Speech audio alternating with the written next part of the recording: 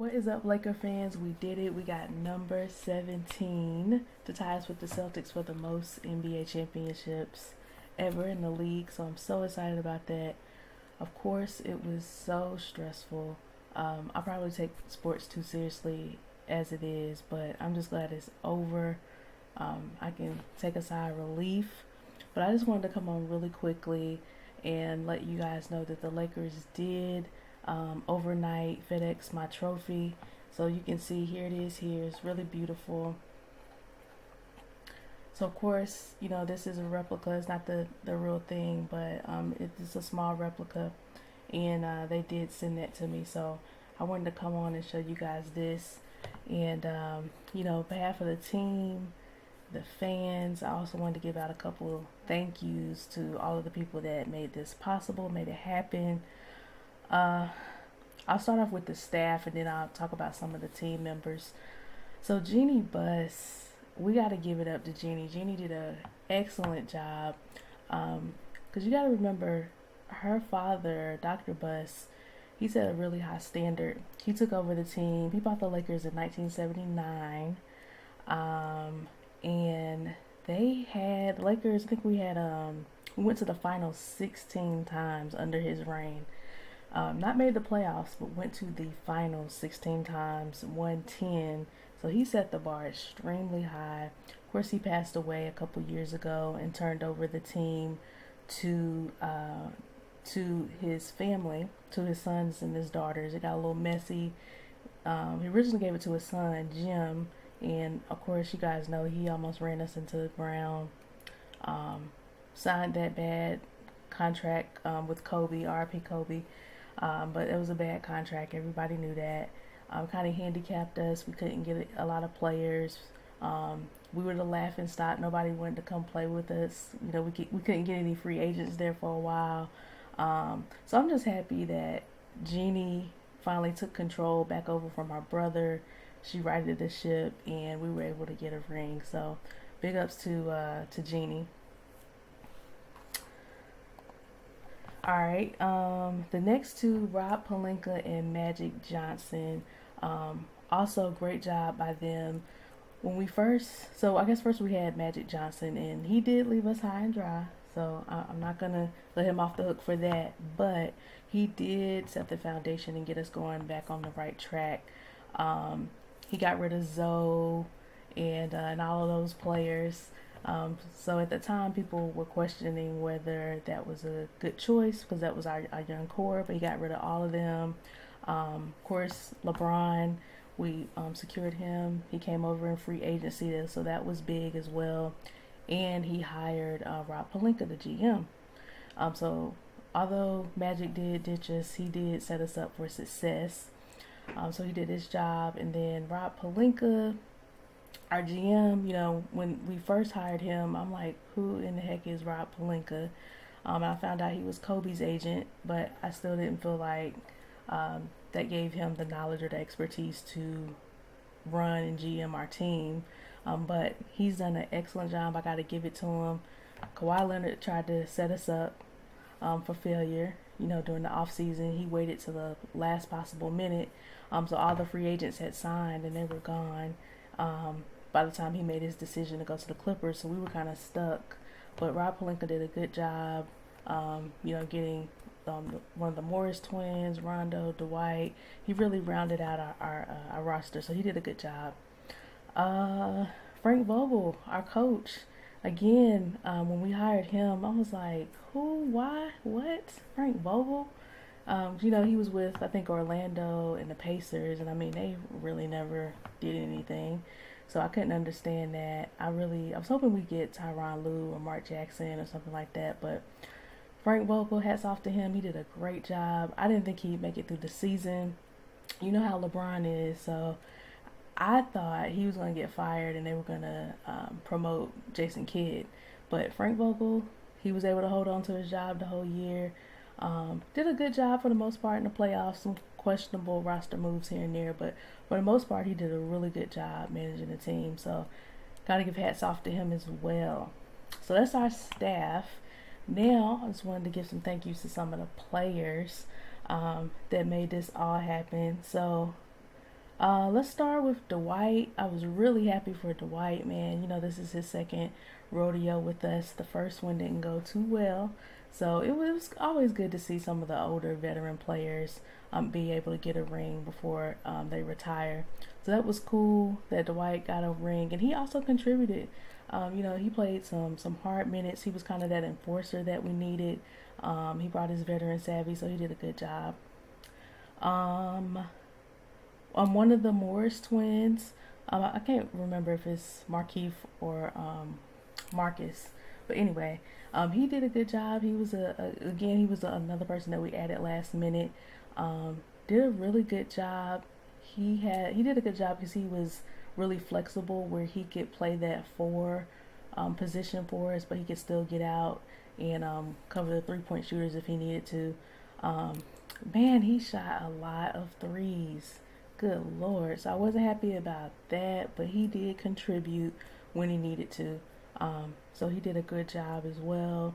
Uh, can't say enough about Rondo. Playoff Rondo came through, man. I don't think we win without Rondo. I think he did an excellent job running the offense, slowing us down, being that captain on the floor so that AD and LeBron could do their thing. And then in the closeout game, I think he had like 19. So man, Rondo was huge for us. At first, I thought he had lost a step, a little washed up, but man, he flipped the switch in the playoffs, and we don't get it done without him. So great job to Rondo. Um, Kuzma, it's like I think on every team you have that bonehead, knucklehead type of player, and that's who Kuzma is, in my opinion. He was supposed to be we're supposed to have a big three, quote unquote. He was supposed to be the third piece, but he's just not ready yet. He stepped up in some spots. He hit some timely shots here and there, but it's just like, what are you doing? So he kind of gave me a little bit of a headache, but he did his part. Caruso, Caruso earned my respect because when we first came to the bubble, he missed his own sister's wedding. Like, that's how serious he took this. And so definitely was excited about Caruso. Scrappy, played his heart out. I mean, he doesn't have the most skill in the world, but he's gonna leave it out all on the floor every night. In the hustle, he would get little steals here and there, blocks, a couple dunks to get everybody up off the bench. So definitely Caruso did his thing, and he played the best he could, especially with Avery Bradley opting not to come. Caruso really had to step up and fill those shoes. Who else? KCP. So Contavious Caldwell Pope. Again, it's like, dang, can you make a shot? He did all right in spots. He would hit some shots, some timely shots here and there, but good Lord. It's funny. So when we first signed him, Rob Palika at the press conference when they were announcing that we signed KCP, he was like, "Oh my God, it's like manna from heaven." We were like, "KCP? Who? What?" So anyway, me and my husband, we call him Manna. That's like our nickname from him. We just call him Manna now. But I don't know if we want to bring him back. He was kind of getting on my nerves. Speaking of getting on my nerves, Danny freaking Green. What in the world? Yikes. I'm like, did you forget how to play basketball, brother? I mean, oh, man.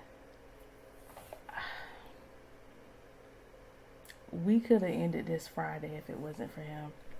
All we ask you to do is play defense and hit 3-point shots. That's it. Nothing else. And he can barely do that. Like, what in the world? Man. And this isn't just a playoff thing. I was saying this, day one of our season. Like, why is Danny Green playing so many minutes? Oh my God. We have a 2-year contract with him, so he has 1 more year. I'm praying we just say, bro, you can take the money, just don't come back. So I'm just hoping we waive him, because he's just not good at basketball at all. I mean, you can suit me up. I could stand in the corner. I could take a pass from LeBron, and I'm going to hit at least 2. Okay? I mean, dang. I don't understand. But anyway, we won despite Danny Green. And like I said, I just hope he does not come back.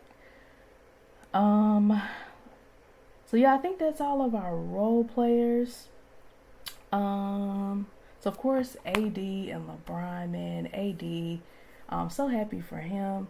I know it's always tough when you're the, quote unquote good guy, and he kind of had to bully his way out of New Orleans last year to come sign with us. So I know that didn't make him feel the best, but at the end of the day, he decided that it's about rings. He wanted a championship. He didn't want to just have all of these good stats and numbers and rebounds and points, but never win, never make it out of the first or second round Clippers.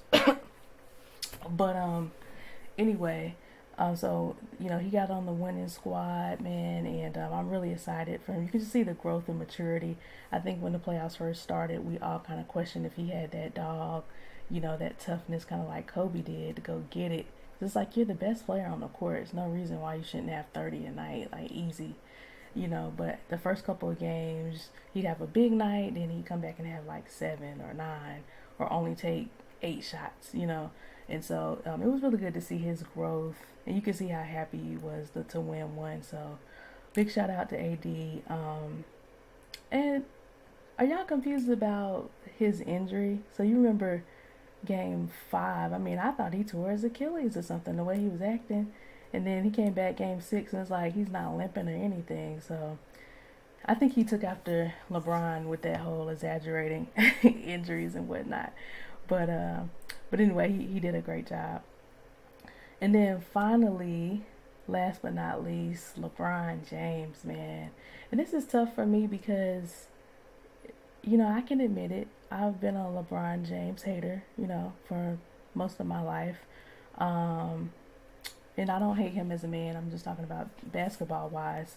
And so it was really difficult when he decided to come to the Lakers. So I'm like, man, like, how can I root for him? He's going to have to be successful in order for my team to be successful. So I'm going to have to kind of try to get on the train. So it was tough at first, but, man, I feel like I'm a LeBron James fan or something now. So, man, he's amazing. He's amazing. His 17th year, 35 years old. And I'm telling you, like, if there's one player where you say if that player's on your team, you're going to the finals, you really can't say that about anybody. You can't say that about Giannis or Harden or Westbrook or really anybody. LeBron's the only guy. It's like, if he's on your team, you're going to the finals. Like, it's a done deal. So it's just amazing just to watch it from a different perspective, not a hater's perspective this time, and root for him and just see all the things he does, man. I mean, he can score, he's rebounding, he's passing, he's being the leader of the team. He's just doing everything, and you always just feel like when he's on the court, we're going to be all right, so it was definitely different to be on the opposite side, not rooting against them this time. But man, LeBron's amazing, man, and I was happy. I was happy that he got his 4th ring and he got the MVP. He deserved it. He's still probably top 3 in the league at his age that he is now. So, but anyway, again, on behalf of the fans, I accept this trophy, and I'm just so excited. And hopefully, man, if we can get rid of freaking Danny Green, KCP, and get us some really good dead-eye shooters, some people that can maybe pump fake and put it on the deck and get to the hoop, man, I think we might be able to run it back. So I'm feeling good. I'm going to enjoy this. I'm stress-free now for a couple of months until the playoffs start for the Steelers. So really excited. And Laker Nation, we did it. Number 17.